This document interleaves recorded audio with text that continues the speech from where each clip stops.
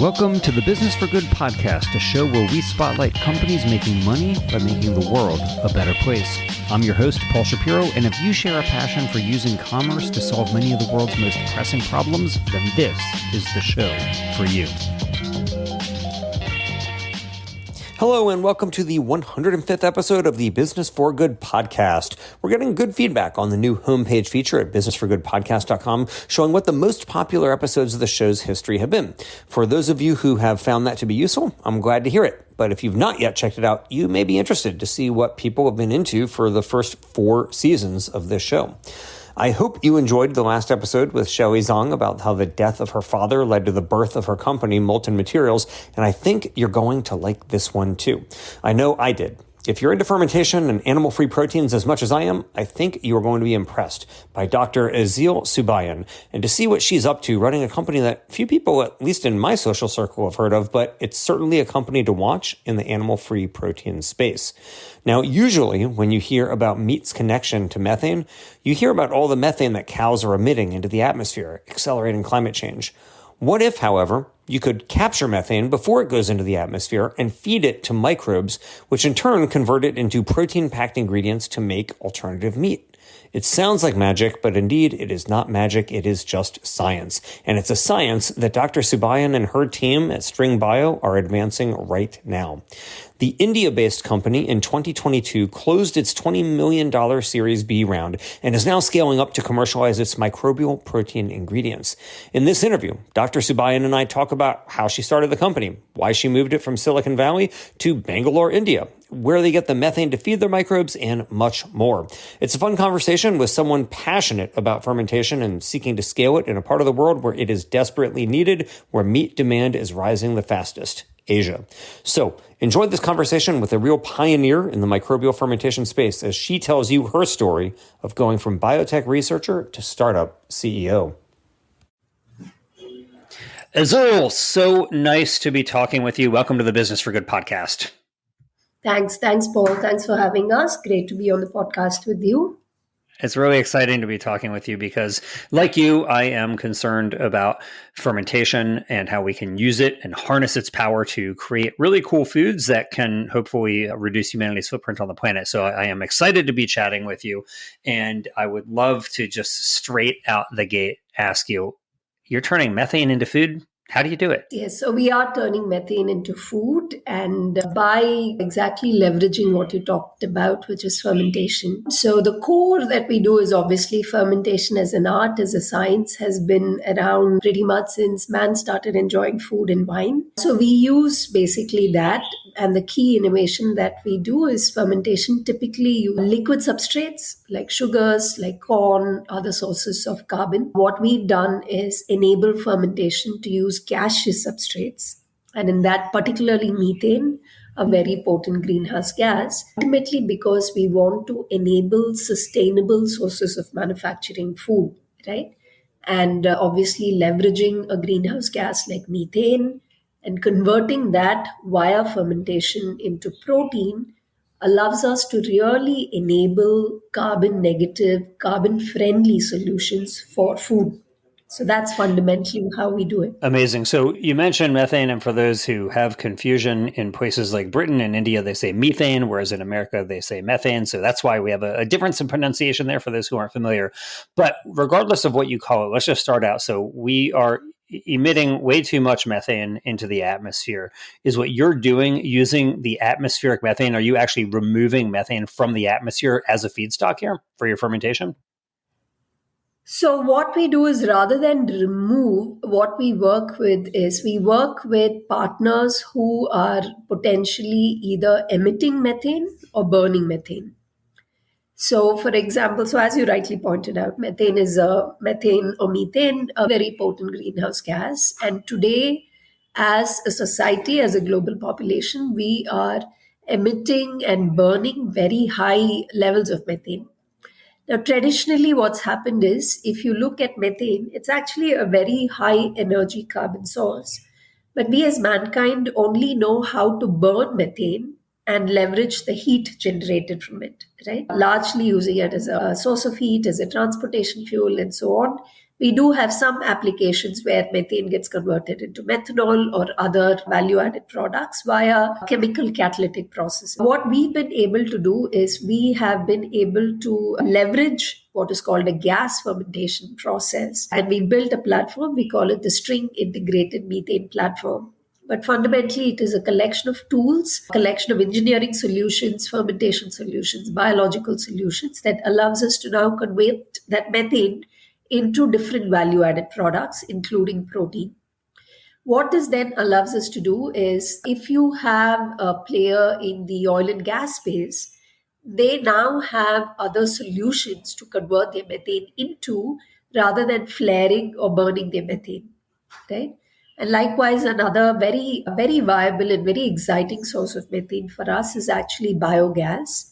And biogas, I don't mean we actually capture the gas emitted from cows. Rather, what we do is we work with folks who are taking waste, particularly sludge or municipal solid waste or city waste, and converting it via anaerobic digestion into biogas. It turns out biogas is almost 65-70% methane. And today there are a lot of solutions available to further concentrate the methane available in biogas. Now that becomes a very credible source for us to work with. And again, there now, for folks who are generating methane, we are then able to offer multiple solutions, right? Based on the volume of gas they have, they can convert it into either protein for food, which is one of the big focus areas for us. Alternately, if they have smaller source of methane, we can also convert it into crop inputs or other products that we have in our overall product portfolio. So to answer your question, Paul, so what we do is we don't really capture the methane once it's released. Rather, we work with partners upstream to provide solutions to them so that we can even avoid methane being released, right? So that they have very viable, very economical, very scalable solutions for the methane that they are generating. That's really interesting. So oil and gas companies, let's say they're flaring their methane off. So it's basically a waste product for them, right? So are they giving it to you for free, or do you just pay a nominal amount for it? As a feedstock, are you getting it at no cost or just at low cost? So it varies based on player to player. For us, when we say economical, we actually price them, obviously. And so that's the price on the methane is part of our economic equation. So I would say it won't come at no cost, but probably at low cost compared to what is existing. But the key value addition for us is, instead of flaring or venting their methane, when they use our sustainable manufacturing platform to convert that methane into products, there's a clear carbon offset solution for them, right? So that's a key value generation. So let's just talk about that, since you mentioned what's currently being done, and you alluded, Ezhil, to earlier to like corn and other carbon-based feedstocks. Just for background, for those who, let's say, aren't initiated into the world of fermentation, basically you're feeding microbes, right? So instead of raising animals who you're feeding, who then turn into protein, you're taking microscopic organisms and feeding them, and they create the food. And in most of the fermentations, let's say what corn, QUORN, does is they take a microscopic organism and they feed it essentially sugar, and then it eats the sugar and it builds its biomass up, and then that's what becomes like the corn alternative meat products. What you're talking about, though, is not using corn or some other carbon at all, but rather just using the methane that you can capture, which is the waste product of other industries, and use that as your feedstock. So you must have a very special kind of organism that, instead of wanting sugar, is happy to consume methane. So how did you come across this? Like, how did it come to be that you thought, hey, let's use microorganisms that produce protein that don't want to eat just dextrose or glucose, but rather they want to eat methane? Yeah, no, that's a great question. I've been, as part of my career, I've been in the fermentation industry since about the early 2000s. And if you remember, in the early 2000s, we started to look at scaling up biofuels as an alternative to gasoline. And at that point, initially, I guess the focus was on using sugar-based substrates. And eventually there came this whole debate was on food versus fuel, which is when we started to look at the second-gen kind of substrates, which is your cellulosics, right? And so, having been in the industry and having worked with different kinds of carbon sources that can then be converted via fermentation, what we then started looking at is gaseous feedstocks, because as I said earlier, they are also actually a very high source of carbon.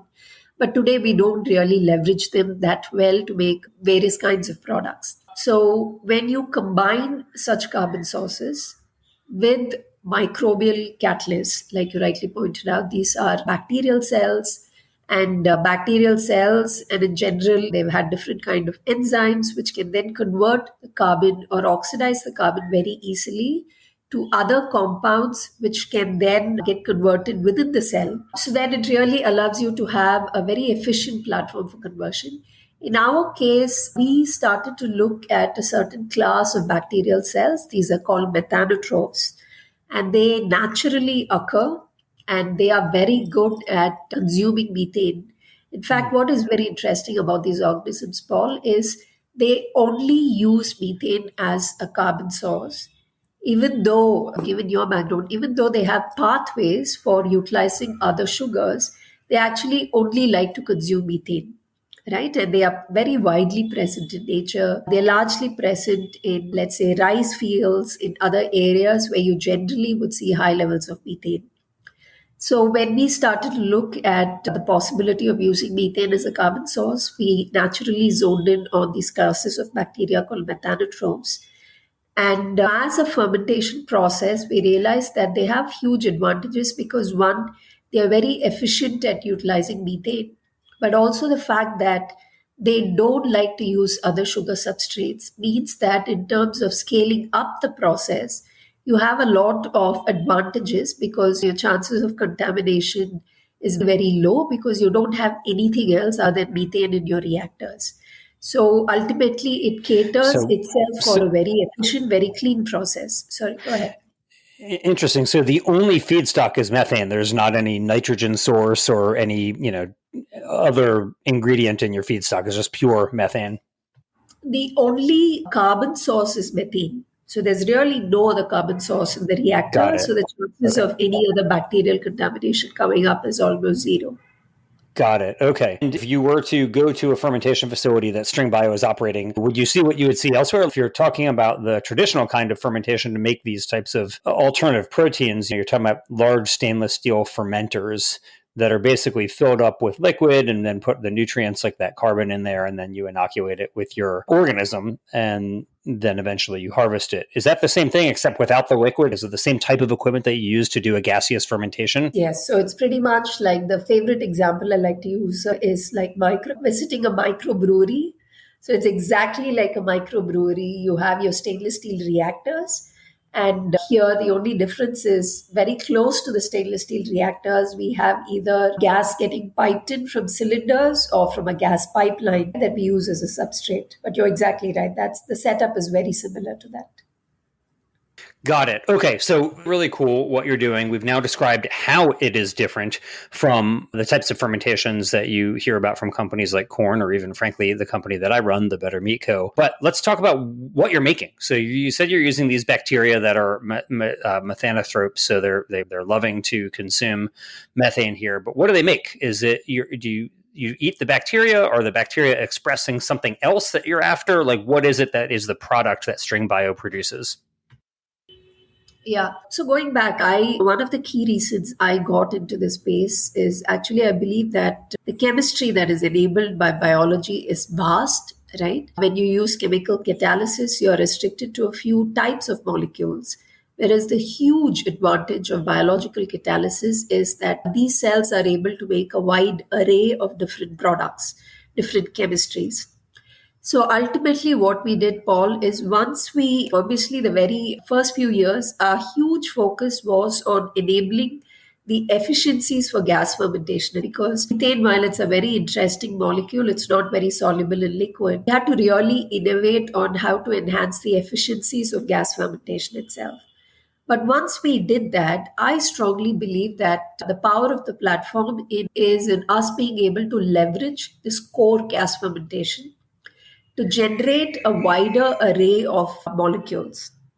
So hence what we did was we focused on tools that we can enable for different kinds of applications. One of the big focus areas for us is of course food. So converting methane into food. Here we've largely looked at a high quality protein that can go in as a protein ingredient for making your animal free meat or protein ingredient that can go into other kinds of applications. So that's one of the big areas of focus. But Nice. while And how does it taste? if you ask me, I think it tastes better than a regular chicken nugget. Oh, okay. Slightly better. Do you have to flavor it like chicken, or does it have is it a neutral flavor, or does it have some flavor already in it? So what we've done is we've created about 4 to 5 different protein variants today that have varying levels of or varying varieties of sensory and flavor profiles. So we have a protein that has a very neutral flavor. It's white. It's really just a protein. It doesn't really bring in any other flavor to the formulation. That's one end of the spectrum. And The other what percentage protein on a dry weight basis is that product? that product is about 80% protein on a dry weight basis. And Wow, at the it's other extremely end of high. the That's not isolated or concentrated. That's just the natural whole biomass. That's 80% protein by dry weight. it does have a few steps of concentration, but the big Got advantage it. with these kind of methanotropes is the natural base level protein is about 72-73%. Yeah. Interesting. So why concentrate it? Why is 73 not good enough? You want to go to 80? So largely because of what I was saying is we wanted to create a few different variants. So one end of the spectrum, we made a protein that has a very neutral flavor. It's white. It doesn't really bring any other flavor profile. But the other end of the spectrum, we have protein that has a very high umami flavor. It has a more meaty flavor profile, right? And in between, we've got varying levels.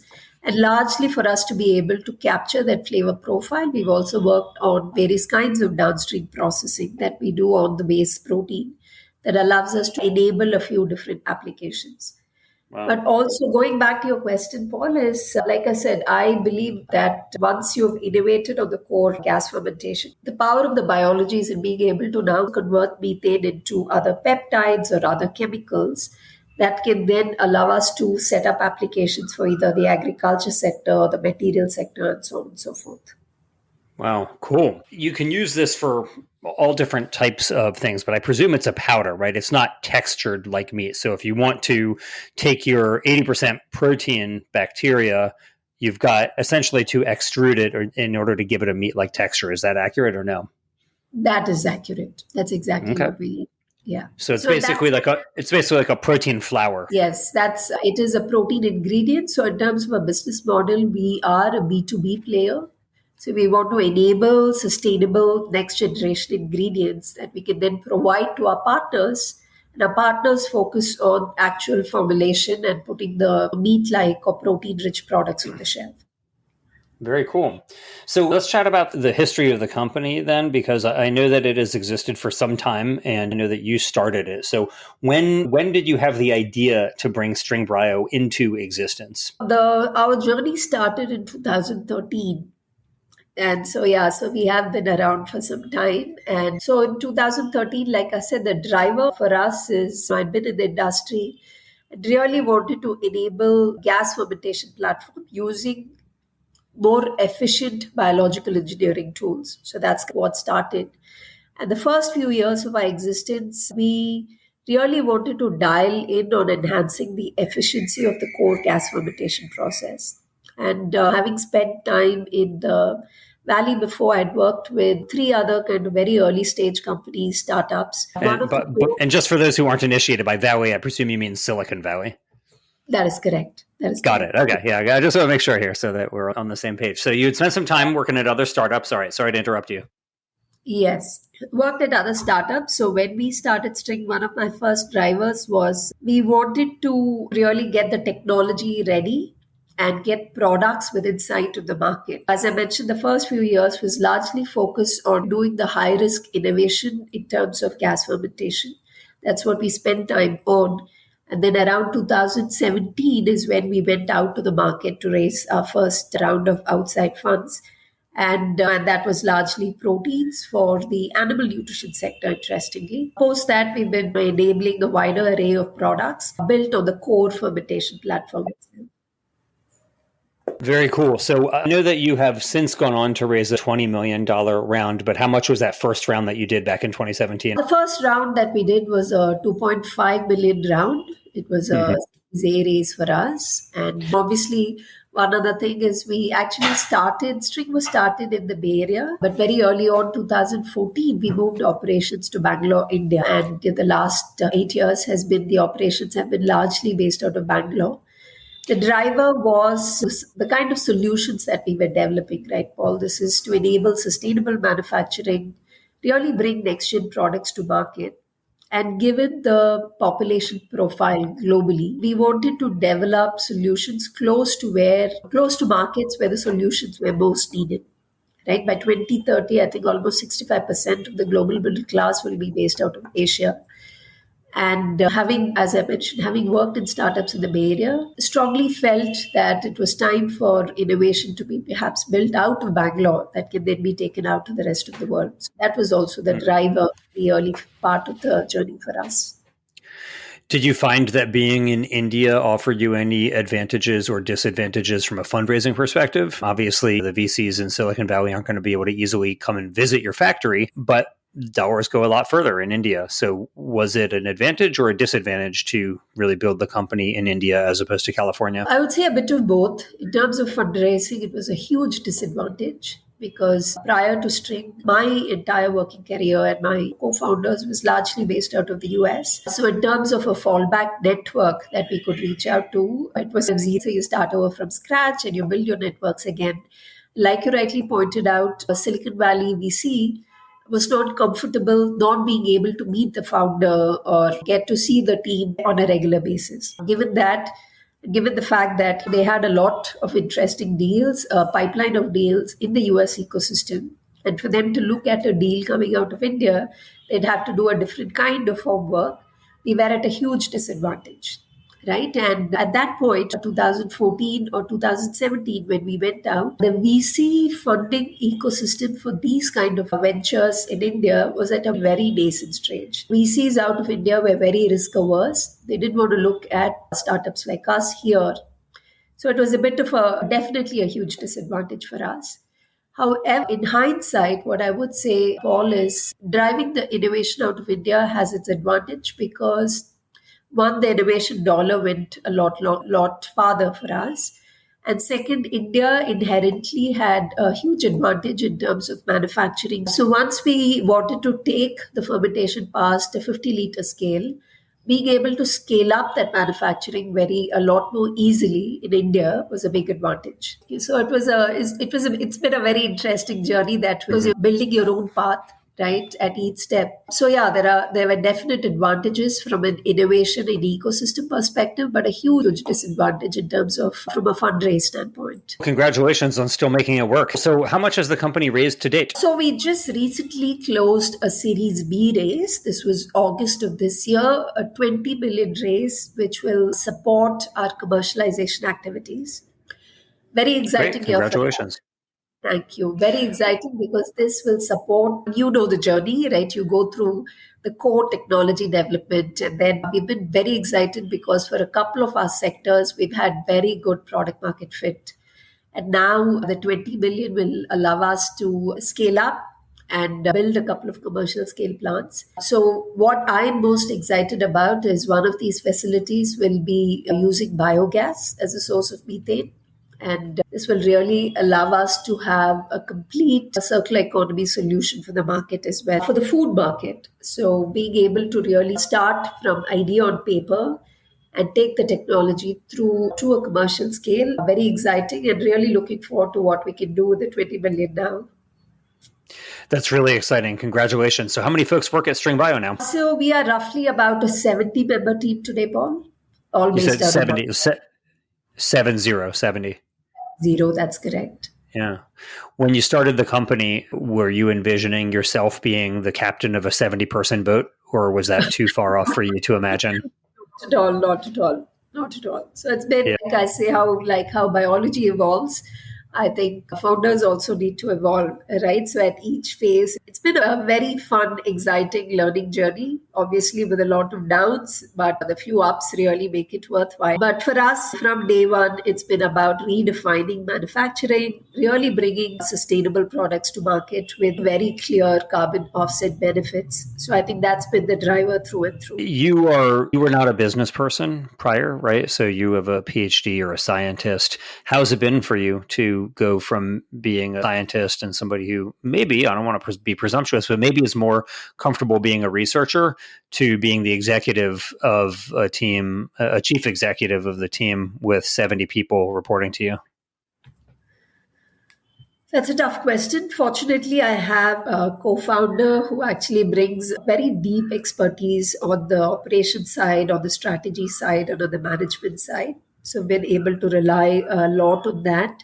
And as we started to grow, we've also had a couple of other folks join us more on the business development side, which really balances the research, technology, innovation side that I bring to the table. So that's really helped a lot. I think one of the big advantages for us also is while I come from the biotech background, right, and I've been in the biotech industry, my co founder came from actually the high tech IT sector. So he actually used to head Juniper Networks and was building networking module for Juniper.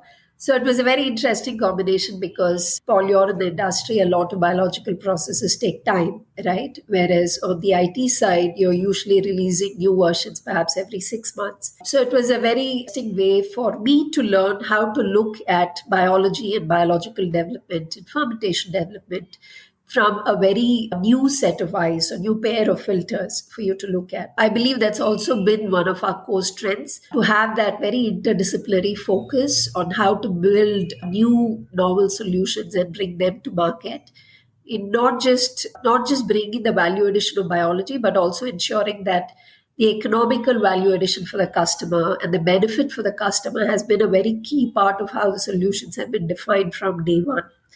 And I believe that largely has been the case because of the very interdisciplinary team that's been working on these ideas from day one. That's great. It's quite a journey that you have been on since 2013 to the present. So you've been on this 10-year journey to build this company, raised over $20 million, now overseeing a team of 70 and preparing to commercialize, which I'm sure is really exciting after a decade to start getting ready to commercialize your proteins that are created through this really amazing innovation. So congratulations on all of that. I'm sure it has not been easy to do. Have there been any resources for you, Ezhil, that you might recommend that were useful for you on this 10-year journey that you've been on? Interesting. When you put it that way, 10 years seems like a really long time, but I feel like it went by in a blink. Trust me, I know how it goes. But yes, so you blinked, but during the blink, anything that was useful? So I am an avid reader. I like to read on multiple various areas because I'm a strong believer that, there's a lot of lateral thinking that can come into what you're building that can really add significant value. What's been helpful is so obviously I read a wide array of books. Some of the books that come up is Meditations by Marcus Aurelius. Right? I think the Stoics actually have a lot to add to your everyday life. I really enjoy reading the book and going back to it. Another book that I go back to every now and then is Good to Great by Jim Collins. Another fantastic. Closer to the biological sciences, I've really enjoyed the book Gene by Siddharth Mukherjee. I think it's a very good, quick snapshot a very deep snapshot of how the biotech industry has evolved, right? Starting from the very first solutions out of Genentech to where it is today. So again, a very interesting summary of the area itself. So those would be the key ones that come to my mind, Paul.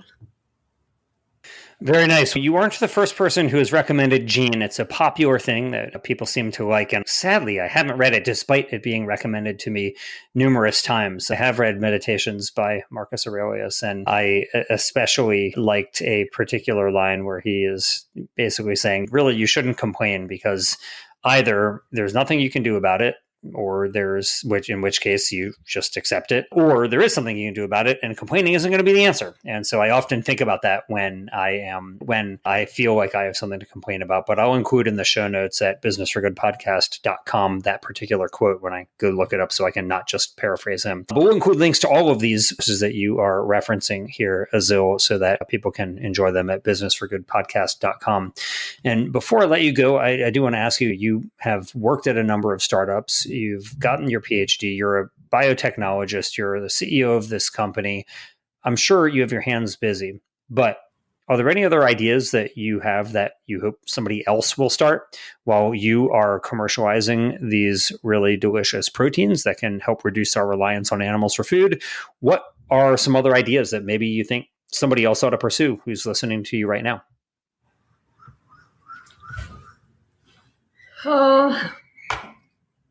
I would say that two key ideas that come to mind, actually, that I would love to do. If I had just a little bit of time on the side, I would love to do that. One is actually, Paul, is very closely related to what we're already doing, which is based solutions for having fats in the market.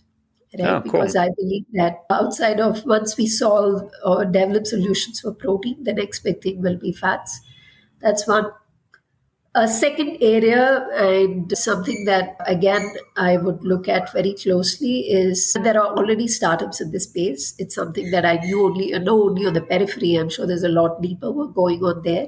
If I were to do something else, I would actually really look at the whole area of because as we've started to look very closely at proteins, at nourishment, at the impact of these proteins on your various metabolic pathways, I believe that one of the key areas related to food that we are working on is actually the multiple sources of food-driven inflammation that can happen in your body, and that the effect of those inflammations on the overall aging itself. So something that I've been very interested in that can be an offshoot of the area of work is to go back and look at your anti-aging aspects, but anti-aging through food itself.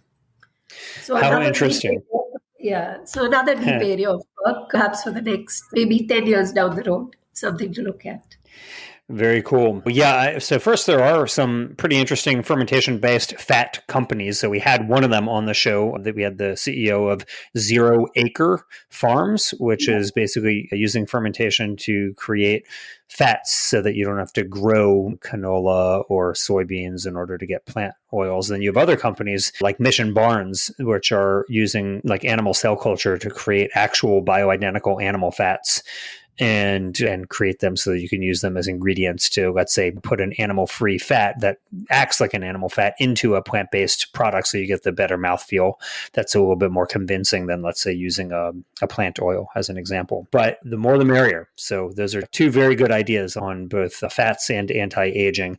I can assure you, every time I look at myself in the mirror, I do contemplate my age. I sometimes can't believe how fast things have gone. But I really appreciate what you're doing, Ezhil, and I want to say congratulations to you on having accomplished all that you have. And I can't wait to be able to try a product that has your ingredients in it. So with your $20 million that's burning a hole in your pocket, I hope you build a very big fermentation plant that sends some ingredients over my way. Definitely. And thanks, Paul. Really wanted to thank you for taking the time. I know the work that you're doing at Better Meat itself is quite incredible. To take time outside of that to actually talk to various entrepreneurs in the space or founders in the space and highlighting some of the other work that is going on, that's quite incredible. And being able to do that on the side, kudos to you. And thanks so much for having us on the show. I'm sure we'll run into each other at one of the events soon. So looking forward to seeing you in person soon. I certainly hope so. And I appreciate your kind words. It's a hobby for me that I like to do because I think it does some good in the world and I get to meet really cool people. And as my wife has told me, of all the hobbies you could have, this is actually not that bad of one. So I appreciate it and I'll be rooting for your success. Thank you. Thanks so much. And good luck to you and the team at Better Meat as well.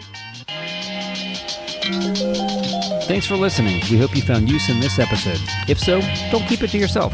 Please leave us a 5-star rating on iTunes or wherever you get your podcast. And as always, we hope you will be in the business of doing good.